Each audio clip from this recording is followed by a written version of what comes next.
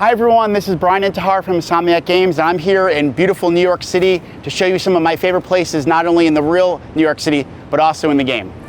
Coming through. Looking good, Spidey! Hello, New York! Ha-ha! New suit, same old me. We wanted to create a New York City that felt believable, felt real, and a lot of that also includes taking some of the most iconic landmarks in the city, such as the Empire State Building, the Chrysler Building, and putting those in the game, putting them in locations that people will be familiar with. So if they come to the city, they know, oh, the Chrysler Building roughly here, the Empire State Building is roughly there. But from a gameplay standpoint, those buildings are so tall that when you're Spider-Man, the first thing you want to do is find those buildings, go on top of them, and then dive off and use your web.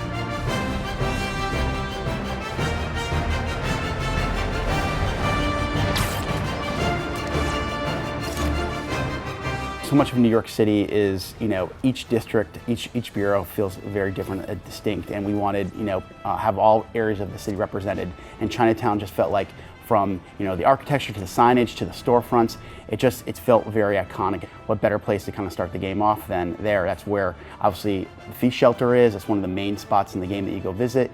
May works there. Martin Lee obviously started the Feast Shelter, so it just made a lot of sense that that would be one of the first areas that you'd really go out and explore.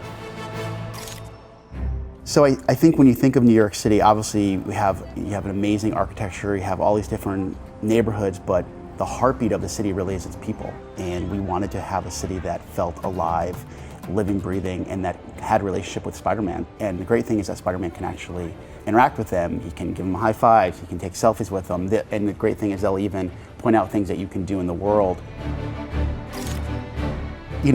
When you think of a Spider-Man game, you think of New York City, you think of all the tall buildings him swinging through, but there's a very big park known as Central Park in the city. It's very iconic. People know about it, and it's probably not the easiest place to swing around in, but we also wanted to explore it, see what we could come up with. So there are missions and quests and activities that actually take place specifically in Central Park that will definitely challenge your traversal skills, and there's some really fun stories that happen within that space.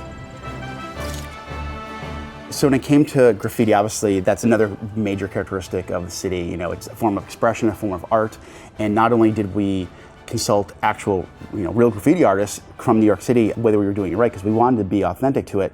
We took that experience and we even had some of our own team members creating different types of graffiti, some of which is very much inspired by Marvel characters and lore, and J. Jonah Jameson looking like a baby. Obviously, one of our major goals was to create a believable, realistic-looking New York City, but also we wanted to give it a Marvel feel. We wanted it to be a Marvel New York City, so we were able to put a bunch of different iconic Marvel landmarks in the game, whether it's Avengers Tower, the Sanctum Sanctorum, the Wakandan Embassy, and so many more that if you do look around, you're going to see a lot of fun Marvel Easter eggs. So when you think of New York City, Times Square is definitely one of the first spots you think about. Everybody wants to go there when they're first there. It's such an electric, energetic spot in the city, and whether it's all the billboards and the people and the the theater, and it just is one of those things that just really helps and capture what New York City is all about. And what's great is that you see it at various times of the game. Literally the first mission of the game takes you through Times Square and you're actually fighting within Times Square. And as the game goes on, you can kind of see how Times Square evolves, and you'll see it at different times of day, and you'll see it at different points in the story. So the Times Square that you see at the very beginning of the game will be very different from the one you see at the end. With games today, everybody is looking for believable, realistic worlds that are fun to explore, and when it came to someone like Times Square, you want those neon lights, you want those big, energetic billboards, you want to feel like, almost when you're above it, it almost feels blinding because it feels like a big light source, like it almost is like, what's down there, I want to go explore it. So it's just really cool to see it from Spider-Man's perspective.